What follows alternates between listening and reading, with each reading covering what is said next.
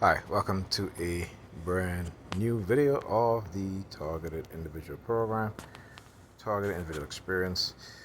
Like I said before, whenever they get emboldened and start to engage in a criminal activity which they engage in, I will get emboldened and expose them exactly what it is that they're doing. Okay?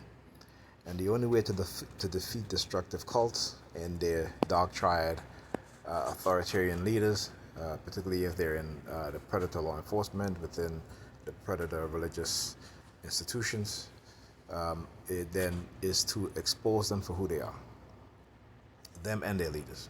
Okay, so I'm going to talk about the psychology of cults. All right, this is from University of Texas, I guess University of Texas. Okay, the psychology of cults. Cults are a thorny topic because exactly what constitutes a cult is a highly contentious and is highly contentious and subjective. The commodities. Okay, now you guys hearing the helicopters outside. The commodities they share can sometimes put a fine line between cult and religion. Now, religion is a cult, so I don't even know why they would separate the word uh, cult and religion as two separate things. Religion is a mass cult with hundreds of millions of members or believers, I should say. Right? Some cult members may insist they're involved of their own free will and are living happy lives, further complicating a consensus. Bear these facts in mind as we delve into the psychology of cults and their members. Cults defined. Let's start with a definition of cult from the APA Dictionary of Psychology as a baseline. 1. A religious or quasi-religious group characterized by unusual and atypical beliefs, seclusion from the outside world. Not these cults. Okay, the cult that they have created within the society is not one of where they're secluded, is one that where they're out in the open. All right, and one that has infiltrated all aspects of society. All right, and an authoritarian structure. Cults tend to be highly cohesive, well organized, secretive, and hostile to non members. Most cults share some common traits. They're usually led by a charismatic individual whom the members worship without question. Okay? In this circumstances, you may have a leader at the top, but you have many different leaders that are underneath that leader. Right? And they're highly what's what I'm looking for. They are highly compartmentalized. All right.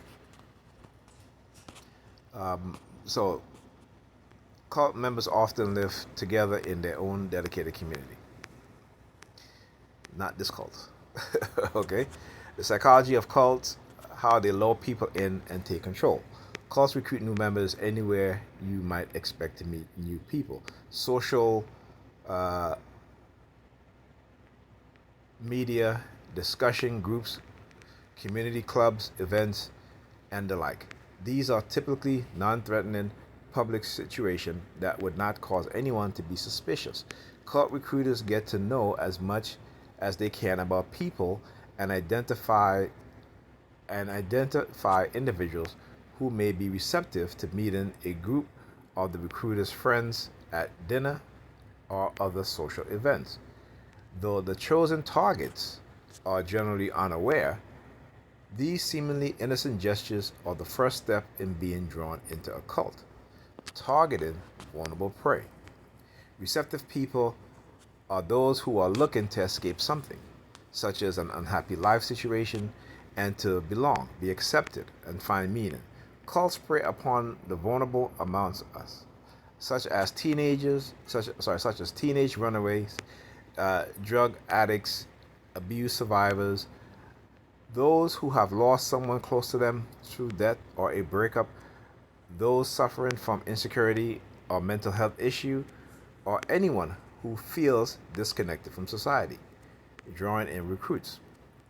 Once the potential recruit is in the presence of cult members, typically still oblivious to the group's agenda, they are showered with love and validation.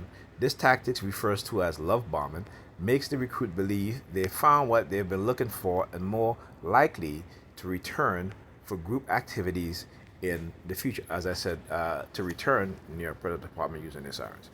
All right, this is typical in the early stages of cult indoctrination, since the recruit is not yet under their influence and need to feel secure, taking control.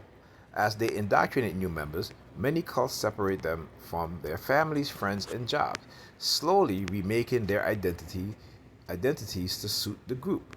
They may force recruits to surrender their money, belongings, and bodies to the cult leader and other members. Sometimes they compel new members to marry people they just met. They may use punishment, deprivation, and other tactics to wear them down. These efforts, which sometimes include threats, make new members depend on and afraid to leave the group. Fully indoctrinated members often engage in behavior they never would have considered in their former lives. Notorious cult cases. Here are a few groups that have drawn significant attention to the dangers of cults: the Manson family, the Sullivanians. I'm gonna read all this. The People's Temple, Heaven's Gate. But these are like past cults, right? Here's something. Listen to this. Nexum. I'm sorry. Nexvim.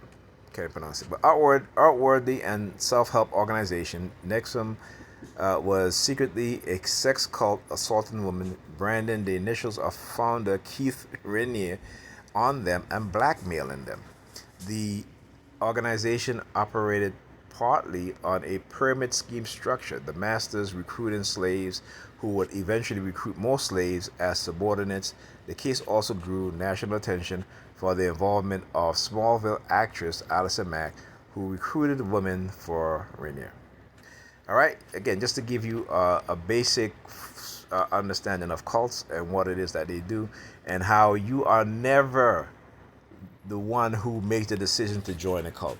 They will always select you, but you don't know that because they will have you believe that you join the cult at your own will. This involves surveilling you, finding out things about you, what you like, what you don't like, again, using honey traps and stuff like that in order to recruit you, to validate your opinion, what it is that you do, even though it is negative, but they will validate it because they want to condition you and your mindset into believing that your negative behavior, your negative action is somehow correct, right? And then the people who are trying to tell you the truth, they're the ones that are wrong, okay? Because they want to recruit you, all right?